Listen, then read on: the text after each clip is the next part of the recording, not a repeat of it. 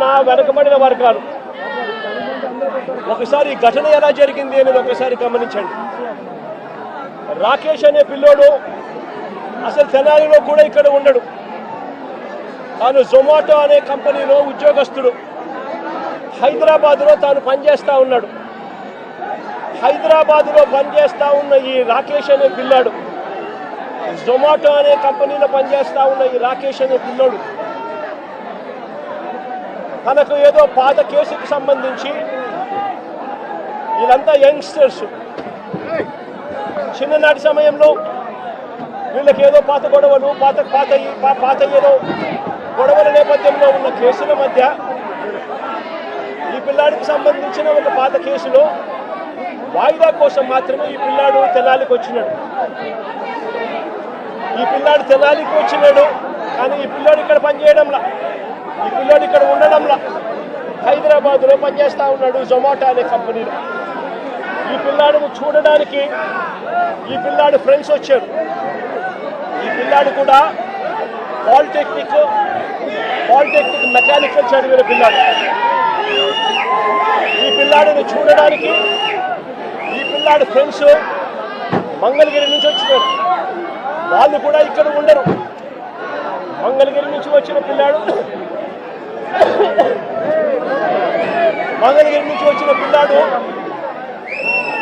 Victor అనే పిల్లాడు. ఈ విక్టర్ అనే పిల్లాడు జూనియర్ అడ్వకేట్. ఈ విక్టర్ అనే పిల్లాడు జూనియర్ అడ్వకేట్. ఈ జాన్ విక్టర్ అనే పిల్లాడు జూనియర్ అడ్వకేట్. ఈ పిల్లాడు బార్ కౌన్సిల్లో రిజిస్టర్ అయిన సర్టిఫికేట్. జూనియర్ అడ్వకేట్ గా ప్రాక్టీస్ చేస్తా ఉన్న ఈ పిల్లాడు చూడడానికి ఈ పిల్లాడు వచ్చాడు. ఈ పిల్లాడితో పాటు మంగళగిరి నుంచి కరీముల్లా అనే పిల్లాడు, ఇంకొక యంగ్స్టర్, 21 సంవత్సరాలు. ఆ పిల్లాడికి ఇంకొక యంగ్స్టర్ అక్కడికి తాను కూడా తెనాల్లో ఉండడు, తాను కూడా మంగళగిరిలో ఉంటాడు. ఈ Babulal otherwise known as Karimulla ఒక మెకానిక్ పిల్లాడు. ఈ పిల్లాడు కూడా ఫ్రెండ్ కాబట్టి తాను చూడడానికి వచ్చాడు. వీళ్ళు ముగ్గురు స్నేహపూరితంగా కలవడానికి వస్తే ఇక్కడ వీళ్ళు వచ్చే టయానికి ఇదే ఐతానగర్లో అంబేద్కర్ విగ్రహం వద్ద అదే సమయంలో సివిల్ డ్రెస్ లో ఉన్న తాను కానిస్టేబుల్ అన్న సంగతి కూడా ఎవరికి తెలియదు. తాను సివిల్ డ్రెస్ లో తాను ఉన్నాడు. ఆ కానిస్టేబుల్ ఎవరితోనో గొడవ పడతా ఉన్నాడు. వీళ్ళ ఏరియాకి వచ్చి అంబేద్కర్ స్టాచ్యూ దగ్గర ఎవరో ముఖం తెలియని వ్యక్తి సివిల్ డ్రెస్ లో ఎవరితోనో గొడవ పడతా ఉంటే వీళ్ళు గొడవలో ఇన్వాల్వ్ అయ్యి ఆపడానికి ప్రయత్నం చేశారు. ఎందుకు మా ఏరియాకి వచ్చి ఇక్కడ గొడవ పడతా ఉన్నావు అని చెప్పి అడిగినారు. అంతే, అది వీళ్ళు చేసిన తప్పు. జాన్ విక్టర్కి సంబంధించిన బైక్ కీసు లాక్కునే కార్యక్రమం చేశాడు ఆ కానిస్టేబుల్. ఆ సివిల్ డ్రెస్ లో ఉన్న కానిస్టేబుల్ అని కూడా ఎవరికి తెలియదు. జాన్ విక్టర్కి సంబంధించిన ఫోను లాక్కునే కార్యక్రమం చేశాడు. మా ఎందుకు తీసుకుంటున్నాడు అని చెప్పి వీళ్ళు బైక్ కీసు, వారికి సంబంధించిన ఫోను వాళ్ళు వెనక్కి తీసుకున్నారు. అందరితో ఆగిపోయింది. ఎవరి దారి కొద్దీ వాళ్ళు వెళ్ళిపోయారు. జాన్ విక్టర్ మళ్ళీ మంగళగిరి వెళ్ళిపోయాడు. బాబులాల్తో అదే మన కరీముల్లాతో పాటు కలిసి అదే మాదిరిగానే రాకేష్ తన ఇంటికి వెళ్ళిపోయాడు.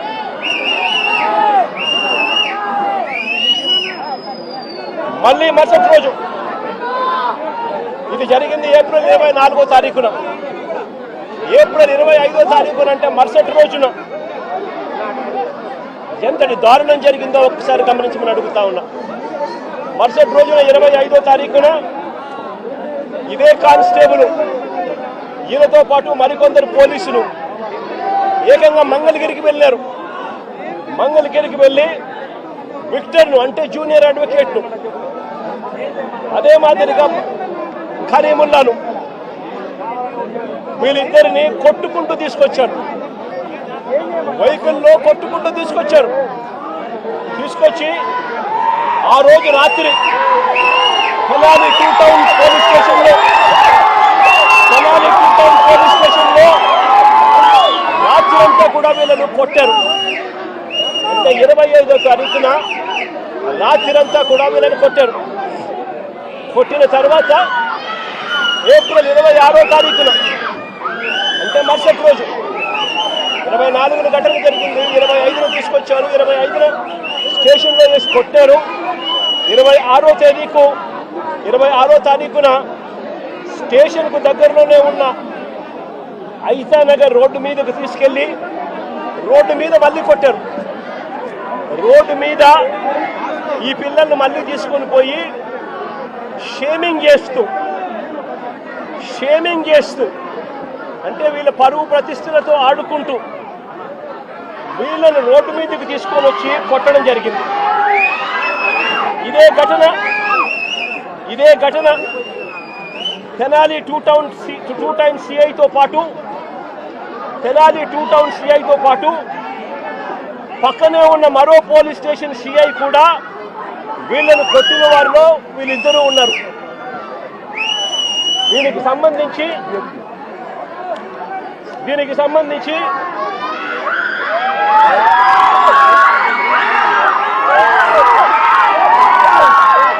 ఆ రోజు అతి కిరాతకంగా నడి రోడ్డు మీద అతి కిరాతకంగా నడి రోడ్డు మీద వీళ్ళ పరువు ప్రతిష్టను తీస్తూ నడి రోడ్డు మీద అతి కిరాతకంగా పోలీసులు కొట్టిన తీరు ఇది.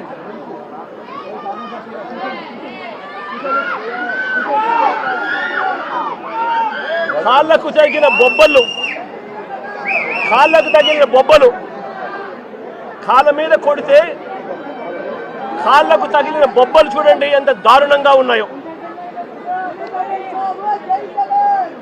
ఇది జరిగిన తర్వాత మళ్ళీ స్టేషన్కి తీసుకెళ్లి మళ్ళీ 27వ తారీఖున అంటే మరుసటి రోజు మళ్ళీ ఐతానగర్ లింగారం సెంటర్లో అంటే ఇంకొక రోడ్ సెంటర్లోకి మళ్ళీ రెండో రోడ్ సెంటర్లోకి మళ్ళీ తీసుకెళ్లి పట్ట పగలే మళ్ళీ రోడ్డు మీద రెండోసారి కొట్టారు. రోడ్డు మీద మళ్ళీ రెండోసారి అతి కిరాతకంగా కొట్టారు. కొట్టడమే కాకుండా 3 రోజుల నుంచి వీళ్ళు స్టేషన్లోనే ఉంటారు. వీళ్ళ పోలీసులు అదుపులోనే ఉంటారు. 25వ తారీఖున తీసుకొచ్చారు. 26వ తారీఖున వాళ్ళ దగ్గరే పెట్టుకున్నారు. 26వ తారీఖున రోడ్డు మీద కొట్టారు. రాత్రంతా వాళ్ళ దగ్గరే పెట్టుకున్నారు. 27వ తారీఖున మళ్ళీ ఇంకో రోడ్డు దగ్గరికి తీసుకొచ్చారు. అంటే 3 రోజులు వాళ్ళ అధీనంలోనే ఉన్నప్పుడు వీళ్ళు నడు రోడ్డు మీదకి తీసుకొచ్చి విక్టర్ జోబీలో అంటే జూనియర్ అడ్వకేట్ జోబీలో ఒక కత్తి వీళ్ళే పెట్టి ఇద్దరు విఆర్ఓలను అక్కడికి పిలిచి మారణాయుధం విక్టర్ జోబీలో ఉన్నట్టుగా పంచనామా రాసుకున్నారు. నేను అడుగుతా ఉన్నా, 3 రోజులు మీరు స్టేషన్లో పెట్టుకున్నారు. 25, 26 మీ దగ్గరే పెట్టుకున్న వ్యక్తిని 27వ తారీఖున రోడ్డు మీదకి మళ్ళీ రెండో సెంటర్లోకి తీసుకొని వచ్చి అక్కడ విక్టర్ జోబీలో కత్తి ఉంది అని చెప్పి విఆర్ఓలను అక్కడికి పిలిపించి విక్టర్ జోబీలో నుంచి కత్తి తీయించి విక్టర్ దగ్గర మారణాయుధం ఉందని పంచనామా రాయించినారు. మరుసటి రోజు అంటే అక్కడ కూడా కొట్టడం జరిగింది. ఆ తర్వాత మరుసటి రోజు అంటే ఏప్రిల్ 28వ తారీఖున వీళ్ళు కోర్టులో హాజరుపరిచారు. కోర్టులో వీళ్ళు హాజరు పరచడానికి మునుపు వీళ్ళు డాక్టర్ దగ్గరికి వీళ్ళు తీసుకొని పోయి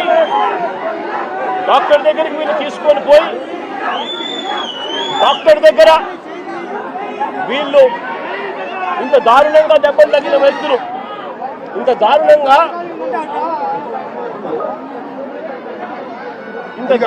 కొడితే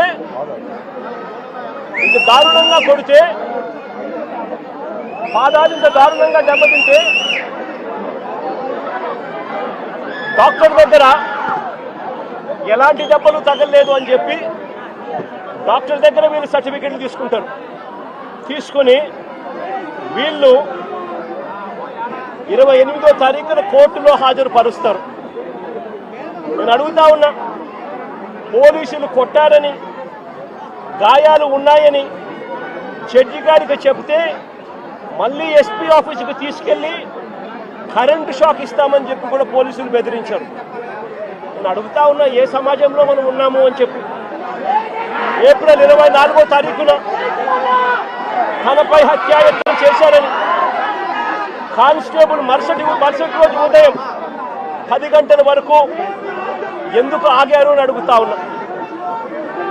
వీళ్ళు పోలీసులు చెప్పే మాటలు వాస్తవమే అయితే 24వ తారీఖున ఘటన జరిగితే మరుసటి రోజు 25వ తారీఖున పొద్దున 10 గంటల దాకా తనపై హత్యాయత్నం చేయడానికి ప్రయత్నం జరిగింది అని పోలీస్ కానిస్టేబుల్ ఎందుకు మరుసటి రోజు ఉదయం వరకు ఎందుకు ఆగారు, ఎందుకు చెప్పలేదు అని అడుగుతా ఉన్నా. పైగా ఈ పోలీస్ స్టేషన్ కేవలం కిలోమీటర్ దూరంలో ఈ అంబేద్కర్ విగ్రహానికి ఎక్కడైతే ఘటన జరిగిందో అక్కడికి కేవలం కిలోమీటర్ దూరంలోనే పోలీస్ స్టేషన్ ఉంది. నేను అడుగుతా ఉన్నా, అసలు సివిల్ డ్రెస్లో ఆ ముగ్గురు దగ్గర సివిల్ డ్రెస్లో కానిస్టేబుల్ ఈ అంబేద్కర్ విగ్రహం దగ్గరికి ఎందుకు వచ్చాడు అడుగుతా ఉన్నా. Logical question. వచ్చిన ఈ కానిస్టేబుల్ ఈ ముగ్గురు పిల్లలతో ఎందుకు గొడవ పడ్డాడు అని అడుగుతా ఉన్నా.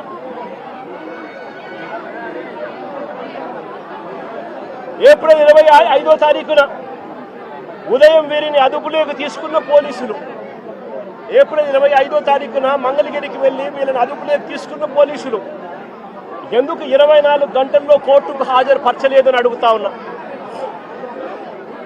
ఎవరినైనా అరెస్ట్ చేస్తే 24 గంటల్లో కోర్టు ముందర హాజరు పరచాలి అని చట్టం చెప్తా ఉన్నప్పుడు ఎందుకు 24 గంటల్లో హాజరు పరచలేదు అని చెప్పి ఇదే పోలీసులను గట్టిగా నిలదీస్తూ అడుగుతా ఉన్నా.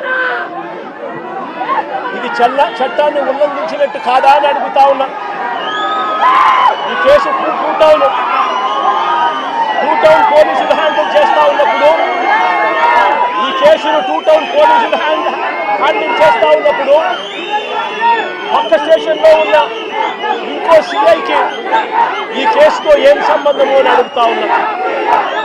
ఎందుకు పక్క స్టేషన్లో ఉన్న ఇంకో సిఐ కూడా ఇలా వచ్చి కొట్టే కార్యక్రమంలో ఎందుకు పాల్పంచుకున్నాడు అని అడుగుతా ఉన్నా.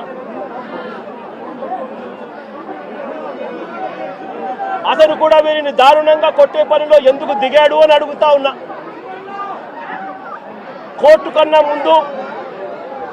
కోర్టుకు ప్రవేశపెట్టే ముందు వీరిని హాస్పిటల్కు ఎందుకు తీసుకెళ్లారు అని అడుగుతా ఉన్నా. కోర్టుకు ప్రవేశపెట్టే ముందు వీరిని హాస్పిటల్కు ఎందుకు తీసుకొని పోవాల్సి వచ్చింది అని అడుగుతా ఉన్నా. కోర్టుకు హాజరు పరిచే ముందు ప్రభుత్వ హాస్పిటల్కు ఈ ముగ్గురిని తీసుకెళ్లినప్పుడు తనను పోలీసులు కొట్టారని, గాయాలు కూడా ఉన్నాయని వీళ్ళు పదే ఆ గాయాలను చూపుతూ డాక్టర్లను అడిగితే అక్కడి డాక్టర్లు ఎందుకు నోట్ చెయ్యలేదు అని అడుగుతా ఉన్నా. ఇంతటి దారుణంగా కొట్టినప్పటికీ, ఇంతటి దారుణంగా గాయాలు కనిపిస్తా ఉన్నప్పటికీ ఎందుకు డాక్టర్లు దాన్ని నోట్ చేయలేదు అని అడుగుతా ఉన్నా. అంటే కేవలం మెడికో లీగల్ కేసు అవుతుంది అని, మెడికో లీగల్ కేసు కాకుండా పోలీసులు డాక్టర్ను కూడా ఈధర్ బెదిరించాలి, లేదా డాక్టర్ కూడా ప్రలోభాలకు లోనయ్యన్నా ఉండాలి. ఏప్రిల్ 26వ తారీఖున నడి రోడ్డుపై ఈ ముగ్గురిని వీళ్ళు ఇలా కొడుతూ ఉంటే నెల రోజుల తర్వాత ఈ వీడియో బయటకు వచ్చింది. రికార్డు చేసింది కూడా పోలీసులే. ఈ వీడియో రికార్డు చేసింది కూడా పోలీసులే.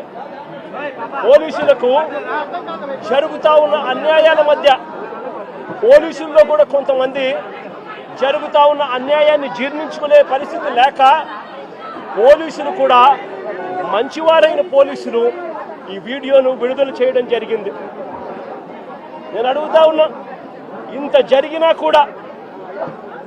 జరిగినా కూడా ఒకవైపున చట్టాన్ని ఉల్లంఘించింది పోలీసులే, ఒకవైపున చట్టాన్ని అపహాస్యం చేసింది పోలీసులే, మరోవైపున పోలీసులే వీరిని అబాసుపాలు చేస్తూ, వీరి కుటుంబ గౌరవాన్ని మంట కలుపుతూ, ఒకవైపున చేయకూడని పనులన్నీ పోలీసులు చేసి ఆ తర్వాత వీరి మీద ముద్ర వేస్తూ ఉన్నారు. వాళ్ళు చేసిన పనిని జస్టిఫై చేసుకునే దానికోసం ఈ పిల్లల మీద వీళ్ళు ముద్ర వేస్తూ ఉన్నారు. సంఘ విద్రోహ శక్తులుగా, నేరస్తులుగా, గంజాయి బ్యాచ్గా, రౌడీలుగా వీళ్ళ మీద బురద వేసే కార్యక్రమం చేస్తూ ఉన్నారు. నేను అడుగుతా ఉన్నాను ఒకటే, ఆ పాత కేసులకు దీనికి ఈ ఘటనకు ఏం సంబంధమో అని అడుగుతా ఉన్నా. వీరి మీద ఏదైనా గతంలో ఏదైనా కేసులు ఉండొచ్చేమో నాకు తెలియదు, కానీ ఆ పాత కేసులకు ఈ ఘటనకు ఏం సంబంధమో అని అడుగుతా ఉన్నా. ఈ ఘటనలో జరిగింది ఏమిటి అని అడుగుతా ఉన్నా. ఈ జరిగిన ఘటన పాత కేసులకు ఏం సంబంధం అని అడుగుతా ఉన్నా. ఈ ఘటనలో ఏకంగా దౌర్జన్యంగా వాళ్ళ ఇళ్ళకి తీసుకొని పోయి, వాళ్ళ ఇళ్లలో నుంచి వాళ్ళని లాక్కొని వచ్చి, వాళ్ళని దారుణంగా కొట్టి, రోడ్డు మీద కూడా కొట్టి షేమింగ్ చేసి వాళ్ళని ఇంత దారుణంగా చేస్తూ ఉన్నారు. నేను అడుగుతా ఉన్నాను ఒకటి, ఇలా వక్రీకరించి వ్యక్తిత్వ హరణం చేస్తూ తప్పును ఒప్పుగా చూపించే ప్రయత్నం చేస్తూ ఉన్నా ఇదే పోలీసులను అడుగుతా ఉన్నా, ఇక్కడే ఉన్న పోలీసులను అడుగుతా ఉన్నా. విక్టరు ఒక న్యాయవాది, జూనియర్ అడ్వకేట్ కాదా అని అడుగుతా ఉన్నా.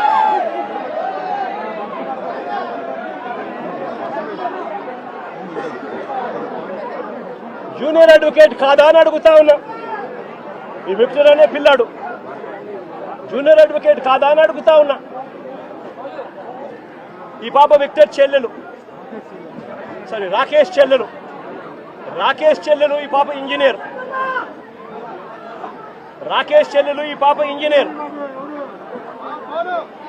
రాకేష్ కూడా పాలిటెక్నిక్ మెకానికల్ చదివినాడు.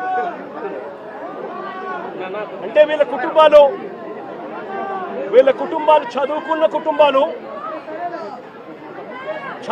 కుటుంబాల్లో నుంచి వచ్చిన వాళ్ళు మరి ఇలాంటి వాళ్ళ పరువును తీస్తూ నడి రోడ్డు మీద వాళ్ళను కొట్టడం అన్నది, వాళ్ళను పబ్లిక్ షేమింగ్ చేయడం అన్నది ధర్మమేనా అని అడుగుతా ఉన్నా.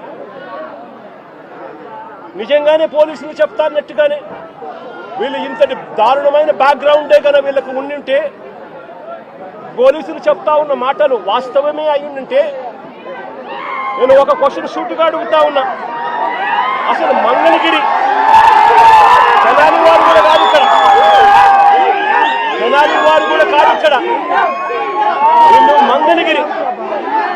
మంగళగిరి వారిని తెనాలికి తీసుకువచ్చి ఇక్కడ కొట్టారు అనంటే దాని అర్థం ఏమిటి? మంగళగిరి వారిని తెనాలికి తీసుకొచ్చి ఇక్కడ కొట్టారంటే దాని అర్థం ఏమిటి? అంటే దాని అర్థం పోలీసులు చెప్తా ఉన్నటన్ని అవాస్తవాలు అని చెప్పడానికి ఇంతకన్నా నిదర్శనం అవసరమా అని అడుగుతా ఉన్నా. మంగళగిరి వాళ్ళని తెనాలికి తీసుకొని వచ్చి తెనాలి పోలీసులు కొట్టారు అని అంటే దాని అర్థం మంగళగిరిలో ఉన్న వీళ్ళపై ఉన్న కేసులు పెద్ద కేసులు కావనే కదా దాని అర్థం. అవన్నీ వక్రీకరిస్తూ వీళ్ళు ఇప్పుడు వాడుకుంటున్నారనే కదా దాని అర్థము. మరో వ్యక్తి కరీముల్లా మెకానిక్. అసలు ఈ పిల్లాడు 21 సంవత్సరాలు. ఈ పిల్లాడి మీద ఎలాంటి కేసులు లేవు, అసలు ఎలాంటి కేసులు లేవు ఈ పిల్లాడి మీద. ఇంకో ఆశ్చర్యకరమైన విషయం ఏమిటో తెలుసా, ఈ ముగ్గురి మీద కూడా అంటే రాకేష్ మీద, విక్టర్ మీద, కరీముల్లా మీద, ఈ ముగ్గురి మీద కూడా రౌడీ షీటర్లుగా ఎప్పుడు రౌడీ షీటర్లుగా వీళ్ళని నమోదు చేశారో తెలుసా, ఈ ఘటన జరిగిన తర్వాత ఇది ఇక పెద్దగా అవుతూ వస్తూ ఉందని తెలుసుకున్న తర్వాత వీళ్ళని రౌడీ షీటర్లుగా, ఈ ఘటన జరిగిన తర్వాత వీళ్ళని రౌడీ షీటర్లుగా చేశారు. నేను అడుగుతా ఉన్నా, ఇంతకుముందు వీళ్ళు రౌడీ షీటర్లుగా లేరు. రౌడీ షీటర్లుగా వీళ్ళ మీద నమోదైంది, వీళ్ళని నమోదు చేసింది ఈ ఘటన జరిగిన తర్వాత. ఇంత ప్రస్ఫుటంగా పోలీసులు ఎలా దుర్మార్గం చేశారు అన్నది ప్రస్ఫుటంగా కనిపిస్తూ ఉంది. నేను అడుగుతా ఉన్నాను ఒకటే, వీళ్ళని చూడడానికి, వీళ్ళకి సంఘీభావం తెలపడానికి జరుగుతూ ఉన్నది అన్యాయము అని చెప్పి ఎవరైనా గలమిప్పితే చంద్రబాబు నాయుడు గారు, ఆయన ఎల్లో మీడియా, ఆయనకు సంబంధించిన సోషల్ మీడియా వీళ్ళంతా బురద జల్లుతూ వీళ్ళందరూ అనే మాటలు ఏమిటి, వీళ్ళది గంజాయి బ్యాచ్ అట, వీళ్ళు రౌడీ షీటర్లట అని రకరకాలుగా వీళ్ళ కుటుంబాన్ని పరువును తీస్తూ వీళ్ళందరూ మాట్లాడుతూ ఉన్నారు. నేను అడుగుతా ఉన్నాను, కేసులు ఎవరి మీదైనా కానీ కేసులు ఉండొచ్చు. గతంలో ఎవడైనా కూడా గిట్టిన వారు కేసులు పెడతా ఉంటారు. కేసులు ఎవరి మీదైనా ఉండొచ్చు. కానీ ఆ కేసులు ఉన్నప్పుడు ఆ కేసులు తేల్చాల్సింది కోర్టులు. మీరు పలాని నేరం చేశారని మీరు చెప్పచ్చు, చేయలేదు అని చెప్పి వాళ్ళు చెబుతారు. తేల్చాల్సింది కోర్టులు. మరి అలాంటి కోర్టులకు ఇవ్వాల్సిన అధికారం పోలీసులే తీసుకోవడం ధర్మమేనా అని అడుగుతా ఉన్నా. అంటే పోలీసులే అబాండాలు వేస్తారు, పోలీసులే జడ్జిమెంట్లు కూడా ఇస్తారు. మరి ఇలా చేయగలిగే నైతికత పోలీసులకు ఉందా అని అడుగుతా ఉన్నా. ఇలా చేయడం ధర్మమేనా అని అడుగుతా ఉన్నా. చంద్రబాబు నాయుడు గారి మీద ఇదే పోలీసులు చెప్పే లాజిక్కే, ఇదే సోషల్ మీడియాలో తెలుగుదేశం పార్టీకి సంబంధించిన వాళ్ళు దొంగ పోస్టులు పెడతా ఉన్న తీరునైతేనేమి, ఇదే ఈనాడు, ఆంధ్రజ్యోతి, TV5 లాంటి మీడియాలు, ఎల్లో మీడియాలు నడుపుతా ఉన్న కథనాలు అయితేనేమి, వీళ్ళ మీద కేసులున్నాయని నేను అడుగుతా ఉన్నా. ఇదే చంద్రబాబు నాయుడు మీద 24 కేసులున్నాయి. మరి చంద్రబాబు నాయుడు మీద 24 కేసులున్నాయని చెప్పి చంద్రబాబు నాయుడు గారిని నడి రోడ్డు మీదకి తీసుకొని వచ్చి తన్నడం ధర్మమే అవుతుందా అని అడుగుతా ఉన్నా. చంద్రబాబు నాయుడు మీద కూడా 24 కేసులున్నాయి. ఆయనను కూడా రోడ్డు మీదకి తీసుకొని వచ్చి తంతే ధర్మమేనాది? ఇదే పోలీసులను అడుగుతా ఉన్నా. కేసులు ఉన్నాయి కదా అని చెప్పి, పాత కేసులు ఏదో ఉన్నాయని చెప్పి నువ్వు చేసిన పనికి జస్టిఫైబుల్ కారణం కాదది. కేసులు ఉంటే ఆ కేసులు తేల్చాల్సింది కోర్టులు. మీరు ఆరోపణ చేస్తారు, అది న్యాయం కాదు అని చెప్పి వాళ్ళ అవతల కోర్టుల్లో ఆర్గ్యూ చేస్తారు. జడ్జి కేసు వింటాడు, జడ్జి తీర్పునిస్తాడు. అంతేకాని పోలీసులు ఇలా కేసులు గతంలో ఉన్నాయి కదా అని చెప్పి తీసుకొని వచ్చి నడి రోడ్డు మీద వాళ్ళను నిల్చోబెట్టి వాళ్ళ కుటుంబ పరువును తీస్తూ వాళ్ళను షేమింగ్ చేసే కార్యక్రమం పోలీసులకు లేనే లేదు. ఈ మధ్యకాలంలో జరిగిన అనేక ఘటనలు, రాకేష్ అనే పిల్లాడు, ఇది రాకేష్ అనే పిల్లాడికి సంబంధించిన కాలుకు సంబంధించిన ఎక్స్రే. అంటే నా పక్కనున్న పాప వాళ్ళ అన్న, నా పక్కనున్న పాప ఇంజనీర్, వాళ్ళ అన్న రాకేష్ పాలిటెక్నిక్ మెకానికల్. ఆ పిల్లాడికి సంబంధించిన కాలుకు సంబంధించిన ఎక్స్రే. ఇలా కాలు ఇరిగిపోయింది, లోపల రాడ్ ఉంది, రాడ్ పెట్టి ఆ రాడ్కు కాలును ముడేసి డాక్టర్లు ఈ మాదిరిగా ఉన్న పరిస్థితిని చూస్తే పోలీసులు ఆ కాలు మీద కాలు పెట్టి నడి రోడ్డు మీద నడి రోడ్డు మీద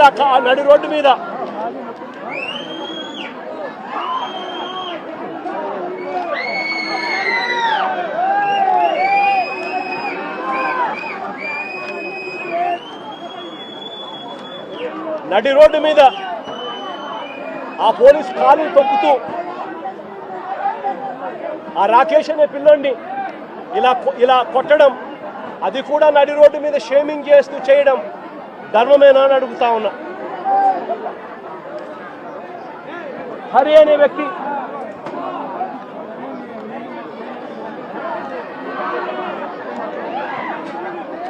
హరికృష్ణ అనే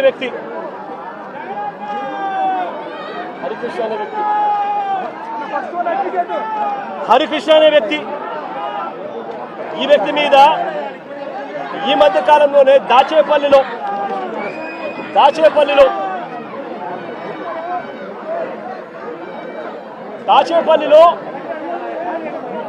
హరికృష్ణ అనే వ్యక్తిని తప్పుడు కేసు పెట్టి ఈ మధ్య కాలంలోనే దారుణంగా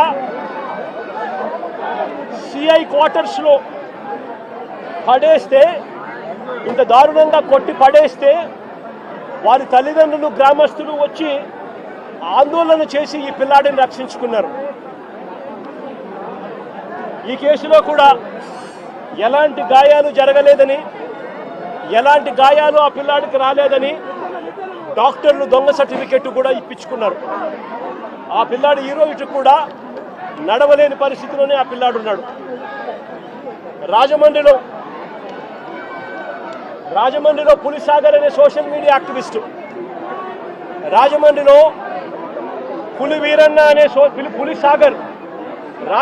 పులిసాగర్ అనే సోషల్ మీడియా యాక్టివిస్టు ఈ పిల్లాడు కూడా దళితుడే.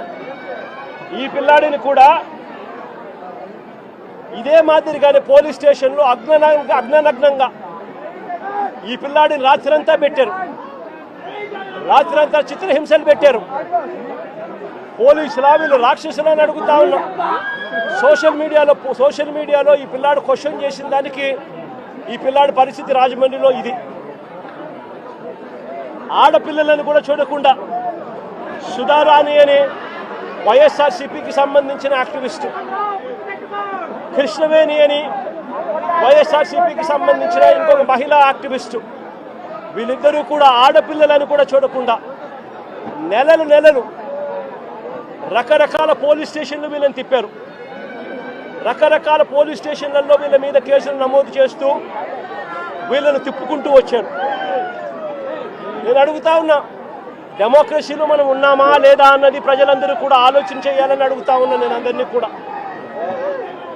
రాష్ట్ర వ్యాప్తంగా కూడా ఇలాంటి ఘటనలు జరుగుతూ ఉన్నాయి. పోలీసులు తెలుగుదేశం పార్టీకి సంబంధించిన రెడ్ బుక్ రాజ్యాంగాన్ని అమలు చేయడంలో నిమగ్నమై ఉన్నారు.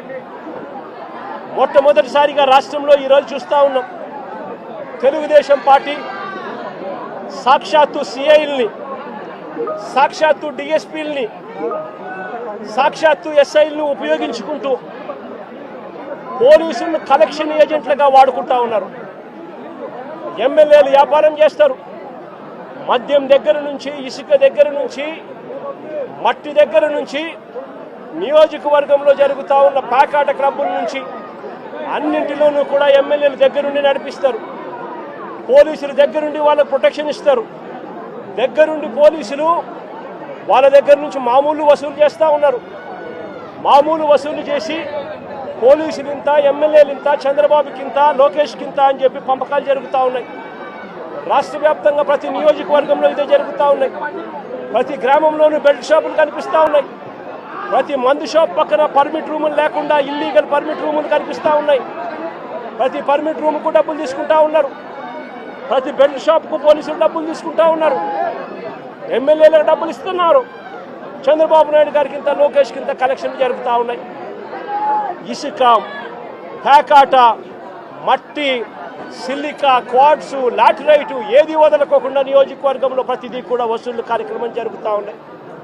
నేను అడుగుతా ఉన్నా, అసలు రాష్ట్రంలో ఇలాంటి పాలన జరిగేటప్పుడు పోలీసులను ఉపయోగించి యూనిఫామ్ తొడిగి వాళ్ళను దొంగల ముఠాలో భాగస్థులుగా చేసి వాళ్ళను వాడుకొని రెడ్ బుక్ రాజ్యాంగం నడుపుతా ఉన్న ఈ రాష్ట్రంలో లా అండ్ ఆర్డర్ అనేది ఉందా అని చెప్పి నేను గట్టిగా ప్రశ్నిస్తూ అడుగుతా ఉన్నా. నేను ఒకటే చెప్తా ఉన్నా, ఈరోజు ఈ పిల్లలకు జరిగిన అన్యాయం ఏదైతే ఉందో నేను ఈ పిల్లల్ని వెనకేసుకొని రావడం లేదు. పిల్లలు అన్నాక వీళ్ళు వయసులో ఉన్నప్పుడు ఏదేదో కేసులు పడిండొచ్చు, గొడవలు జరిగిండొచ్చు, కేసులు పడిండొచ్చు, కేసులు ఉండిండొచ్చు. ఆ కేసుల్లో ఎవరిది న్యాయము ఎవరిది ధర్మము అని చెప్పి నాకు తెలియదు. నేను దాన్ని వెనకేసుకోండి.